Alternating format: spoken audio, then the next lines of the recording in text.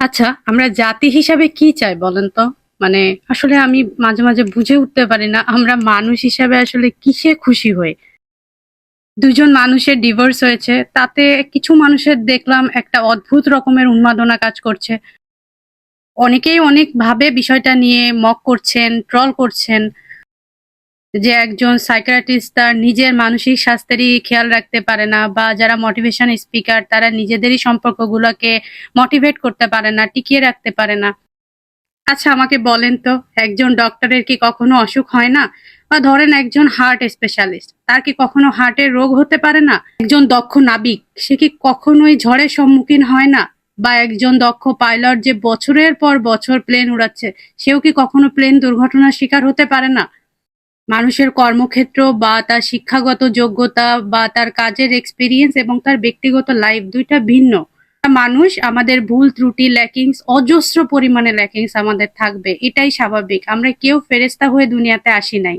২ টা মানুষ যখন একসাথে তাদের জীবনযাপন করা শুরু করে তখন একমাত্র তারাই একজন আরেকজনের বিষয়টা বুঝতে পারে। এখন তারা যতদিন একসাথে থাকতে পেরেছেন, থেকেছেন, এখন হয়তো তাদের মনে হয়েছে যে কোনো কিছুতে এখন আর তারা একসাথে এই পথটা একসাথে চলতে পারছে না। তো তারা সেপারেট হয়ে গিয়েছে। এটা সম্পূর্ণই তাদের ব্যক্তিগত ডিসিশন। এখানে আমি, আপনি, আমরা কেউই হই না এটাতে নিয়ে কোনো ওপিনিয়ন দেয়ার।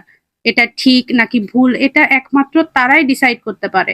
অথবা তাদের সন্তান, পিতামাতা, তাদের বন্ধু-বান্ধব, আত্মীয়স্বজন যারা তাদের এই ডিসিশনটাতে এফেক্টেড তারা হয়তোবা এটা নিয়ে কিছু চাইলেও বলতে পারে। কিন্তু আমি, আপনি, আমরা সোশ্যাল মিডিয়াতে দেখে তাদেরকে জাজ করার কেউ নই। তারা সোশ্যাল মিডিয়াতে আসে বা তাদের কথাগুলো আমাদের সামনে প্রেজেন্ট করে তার মানে এই না যে আমরা সবাই রাইট পেয়ে গিয়েছি তাদের পার্সোনাল লাইফকেও জাজ করার। তাদের মানুষ হিসাবে আমরা অপছন্দ করতে পারি, হয়তোবা তাদের কোনো কথার সাথে আমরা ডিসএগ্রি করতে পারি। কিন্তু তার মানে এই না যে তাদের লাইফের খারাপ সময়গুলাকে পুঁজি করে আমরা আমাদের এই যে ইন্টারনাল কি বলে একটা খারাপ জিনিস আমরা ভেতরে লালন পালন করি সেটাকে বাইরে বের করে আনবো। আমরা না মানুষকে কষ্ট দিয়ে একটা অদ্ভুত রকমের আনন্দ অনুভব করি। কারোর ভালো করতে পারি আর না পারি, অন্য কারোর খারাপ দেখলে কেন জানি না এক অদ্ভুত রকমের ভালো কাজ করে। আর এই জিনিসটা আমাদের বর্তমান সমাজের মানুষের মধ্যে যেন আরো বেশি রকমের ভাবে দেখা যাচ্ছে। আমরা মানুষের বিবাহ বিচ্ছেদ দেখলেও খুশি হই, ওপাশে অন্য আরেকজন বিয়ে করছে আমরা তাকেও জাজ করতে ছাড়ছি না। আমরা কারোর ডিভোর্স হলেও তাকে জাজ করি, আমরা কারোর বিয়ে হলেও তাকে জাজ করি। কিছুদিন আগে দেখলাম এক ব্লগার নাকি বিয়ে করছে, সে কি পড়ছে, সে কি পড়বে, সে কেন এভাবে সাজলো, সে কেন তার হাজবেন্ডের হাতটা ওভাবে ধরলো, সে নাচলো কি নাচলো না, এটা নিয়েও মানুষ সমালোচনা করছে। ভাই বিয়েটা তার, সে কি পড়বে, কিভাবে সাজবে, কিভাবে তার মনের ইচ্ছাগুলো প্রকাশ করবে সেটা সম্পূর্ণই তার ডিসিশন। আপনার আমার যদি সেটা ভালো না লাগে প্লিজ স্কিপ করেন। সেখানেও দেখলাম মানুষের সমস্যা। এটা কি বিয়ের সাজ? এটা কোন ধরনের ড্রেস?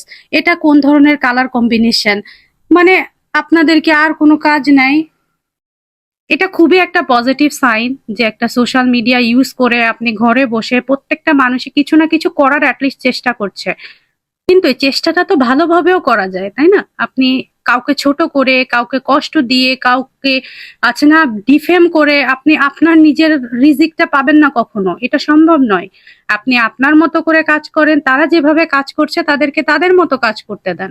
এখন আরেক গ্রুপ এসে বলবেন যে এরা তো সোশ্যাল মিডিয়াতে আসে এই জন্যই মানুষ বলে। এরা যদি নিজেদের পার্সোনাল লাইফকে পার্সোনাল রাখতো, প্রাইভেট রাখতো তাহলে তো বলতো না।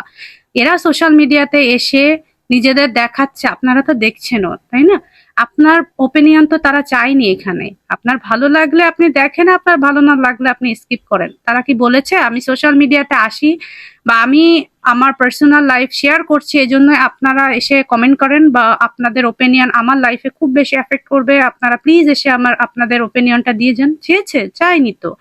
তাহলে কেন শুধু শুধু যেচে গিয়ে আপনি আপনার নিজের পারিবারিক শিক্ষার বা আপনার নিজের ব্যক্তিগত শিক্ষার বহিঃপ্রকাশ ঘটাচ্ছেন বলেন?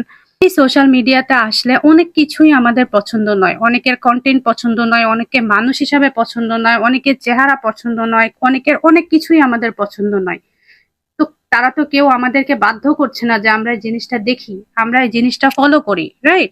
তো প্লিজ যতটুকু পারেন আপনি আসেন সোশ্যাল মিডিয়াতে, ব্যবহার করেন আপনার নিজের এন্টারটেইনমেন্টের জন্য, অন্য মানুষকে কষ্ট দেওয়ার জন্য নয়। কারণ এখন এই সোশ্যাল মিডিয়ার যুগে আমরা চাইলেও কেউ এটাকে ইউজ করব না, ব্যবহার করব না, দূরে থাকবো, দেখবো না, এটা খুব বেশি একটা পসিবল হয়ে ওঠে না। এটা আমার দ্বারাও পসিবল হয়ে ওঠে না। ধরেন এই ব্যক্তিগত জীবনে আমরা অনেক ব্যস্ততার মধ্যে থাকি, কিন্তু তার মানে এটা নয় যে আমরা এটা ইউজ করি না, অবশ্যই করি। আমরা বলবো যে সোশ্যাল মিডিয়া খুব খারাপ, এই জিনিসগুলো ইউজ করা ভালো না, অবশ্যই এর ভালো মন্দ দিকে আছে। এই জিনিসটা তৈরি হয়েছিল ভালো দিক বিবেচনায়, এখন আমরা এটাকে কিভাবে ইউজ করছি সেটা সম্পূর্ণই আমাদের বিষয়। তো আপনার যেটা ভালো লাগে আপনি সেভাবেই থাকেন, আপনার লাইফ নিয়ে কেউ ইন্টারফেয়ার করছে না, আপনাদেরও উচিত না কারো লাইফের মধ্যে গিয়ে ইন্টারফেয়ার করা, রাইট? ভালো লাগলে দেখেন, ভালো না লাগলে স্কিপ করেন। অ্যাটলিস্ট সোশ্যাল মিডিয়াটাকে টক্সিক বানিয়ে ফেলবেন না, প্লিজ।